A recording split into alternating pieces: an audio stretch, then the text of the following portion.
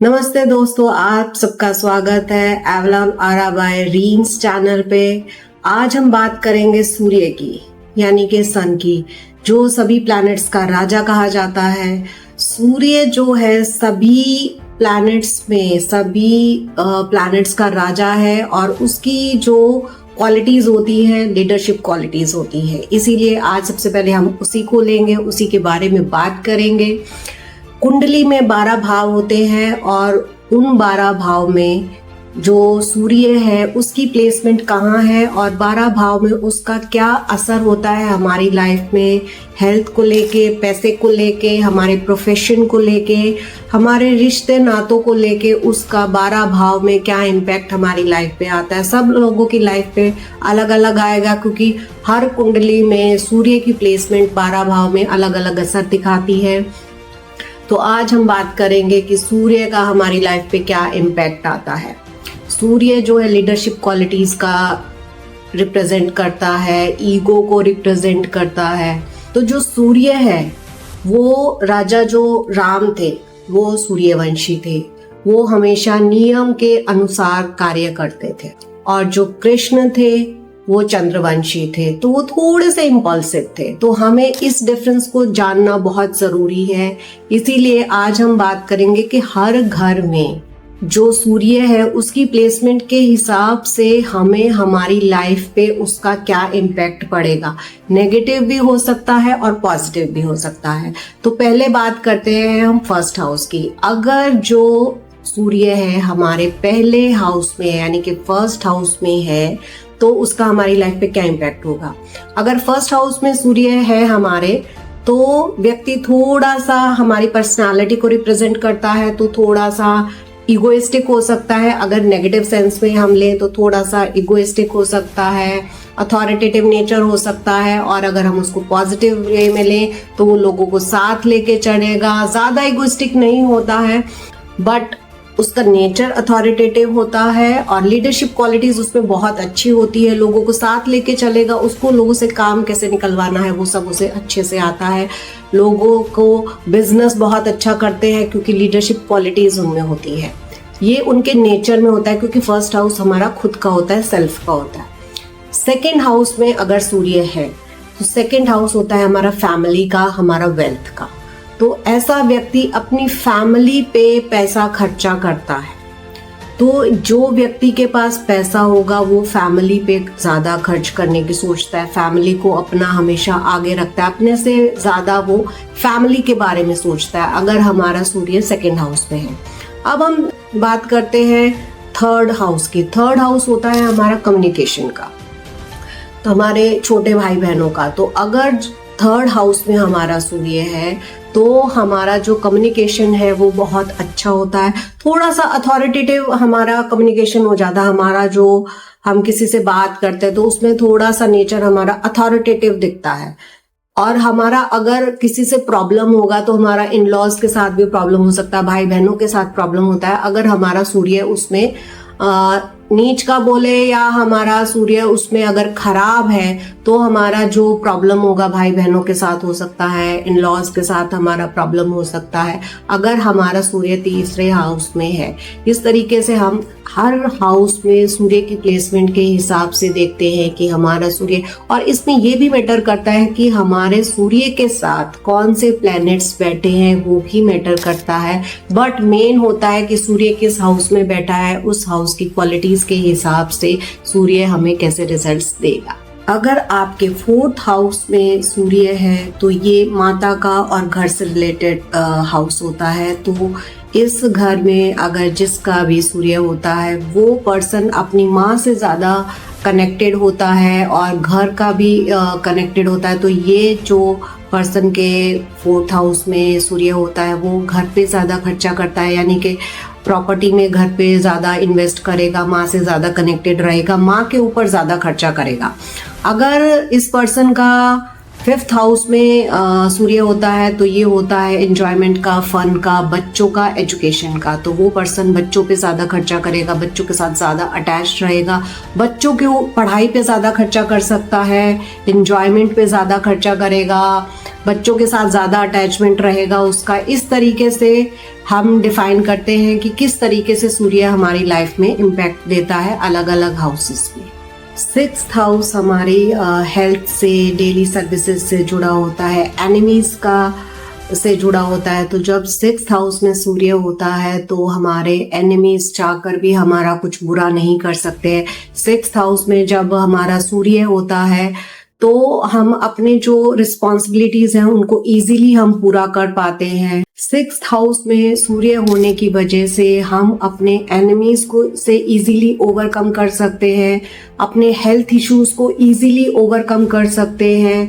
सूर्य होने की वजह से हमारी जो अंदर की पावर है वो बढ़ती है और हम हर चीज को इजीली ओवरकम कर सकते हैं।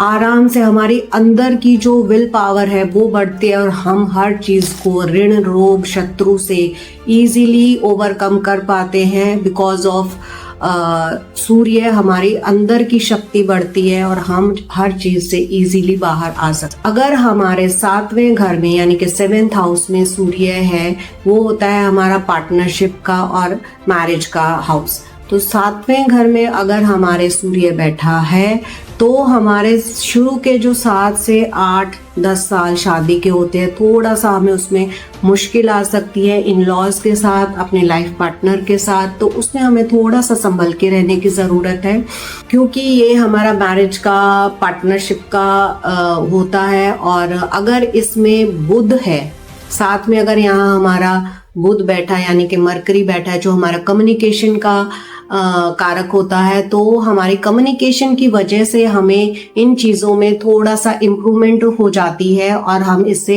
इजीली क्रॉस हो जाते हैं इस टाइम में। बिकॉज ऑफ बुध जो वाणी का कारक होता है, तो हम जो पार्टनरशिप हमारे पार्टनर के साथ होते हैं, लाइफ पार्टनर के साथ होते हैं, उसमें हम उस फेज को थोड़ा सा स्मूथली निकाल लेते हैं, क्योंकि बुध जो होता है वाणी का कारक होता है और उस टाइम फ्रेम में हमारी जो वाणी होती है, हमारा कम्युनिकेशन हमारे पार्टनर के साथ, हमारे इन लॉज के साथ होता है, वो थोड़ा सा स्मूथ होता है, जिसकी वजह से हमारा स्टार्टिंग का टाइम फ्रेम बहुत ही स्मूथली निकल जाता है और हमें कोई भी प्रॉब्लम फेस नहीं कर पाते हैं। तो ये सूर्य और बुध की युति की वजह से हमारा अच्छा टाइम निकल जाता है अगर हमारा सूर्य और बुध उस सातवें हाउस में यानी कि सेवेंथ हाउस में होता है। और अगर सूर्य सेवेंथ हाउस में अकेला बैठा है तो हमें मैरिज लाइफ में स्टार्टिंग के 8 से 10 साल इन लॉज के साथ, लाइफ पार्टनर्स के साथ चैलेंजेस फेस करने पड़ते हैं। और अगर हम इन चैलेंजेस को इजीली निकाल लेते हैं तो वेल एंड गुड है, अदरवाइज थोड़ा सा हमें मुश्किल रहती है।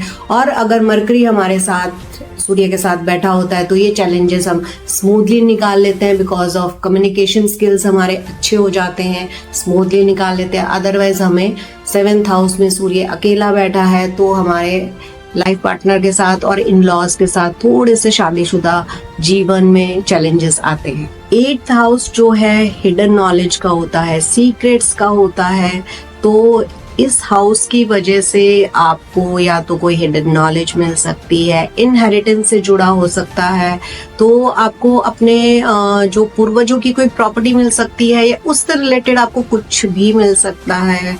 तो आपको कोई हिडन नॉलेज इस अगर यहाँ पे सूर्य है बैठा है आपका, तो आपको इस टाइप से कोई नॉलेज मिल सकती है। कुछ भी जब आपका सूर्य वहां बैठा होता है तो लोग ऑकल्ट में भी चले जाते हैं, क्योंकि ऑकल्ट से रिलेटेड जो आप स्टडीज करते हो वो हिडन नॉलेज ही कहलाती है।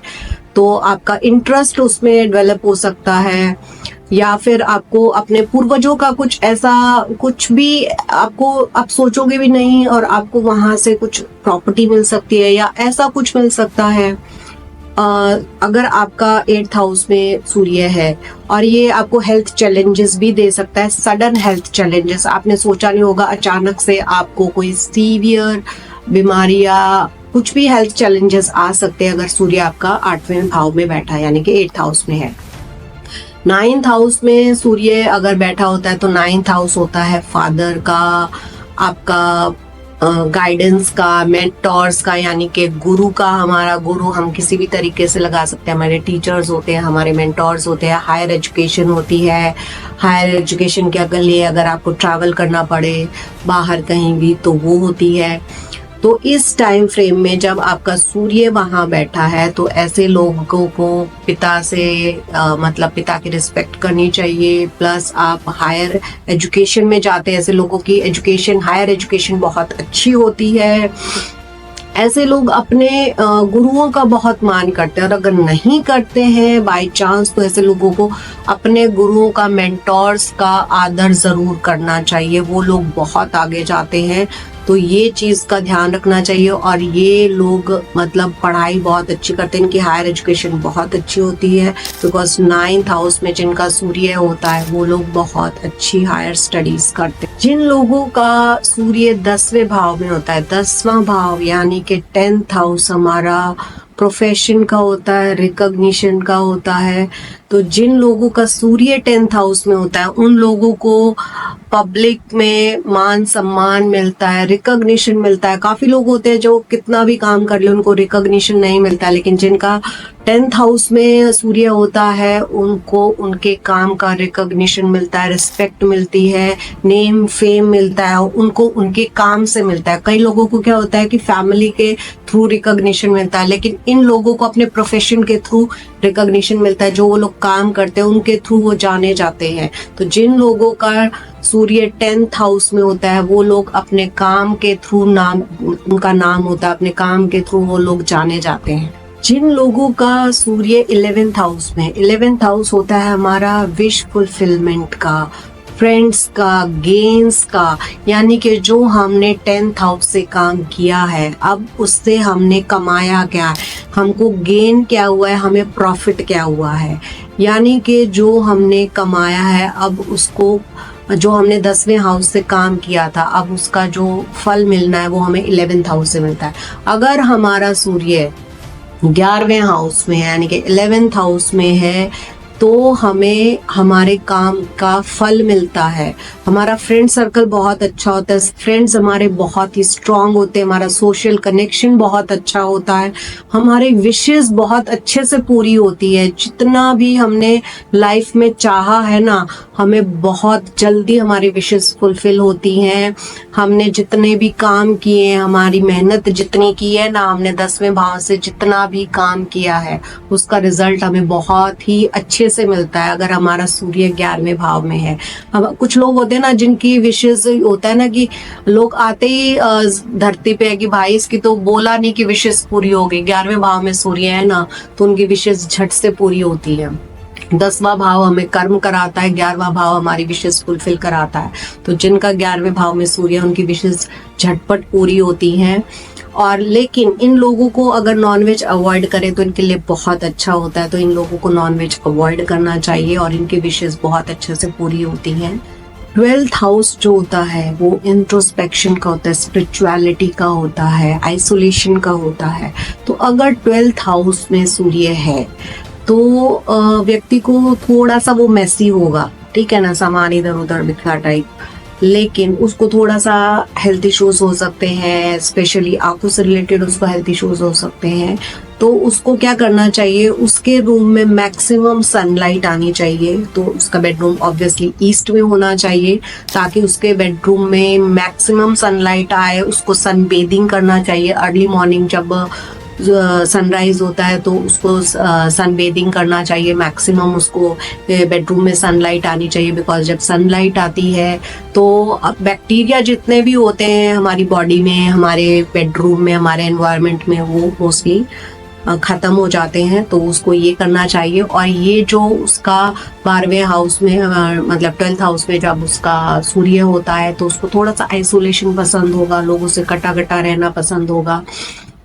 तो इंट्रोस्पेक्शन का भी टाइम होता है उसके पास कि वो अपने अंदर झांक के देखे कि क्या मुझ में कमियां हैं, मैं क्या अपने अंदर इम्प्रूवमेंट कर सकता हूँ। तो ये उसके लिए अच्छा टाइम होता है, बट उसको कुछ टाइम लोगों के साथ भी स्पेंड करना चाहिए। ये इसके लिए अच्छी एडवाइस है, तो उसको ये ट्राई कर। जब सन बाकी प्लैनेट्स के साथ होता है, अभी तक हमने बात की थी कि जब सन अकेला हो तो वो क्या इम्पैक्ट देगा। लेकिन जब सन बाकी प्लैनेट्स के साथ हो तो वो क्या इम्पैक्ट देगा। जब सन जुपिटर के साथ होगा तो वो क्या इम्पैक्ट देगा। जब सन जुपिटर के साथ होगा तो वो थोड़ा ईगो भी देगा बट वो नॉलेज भी बढ़ाएगा। जब सन सैटर्न के साथ होगा तो वो रिस्पॉन्सिबिलिटीज बढ़ाएगा और जजमेंट भी देगा।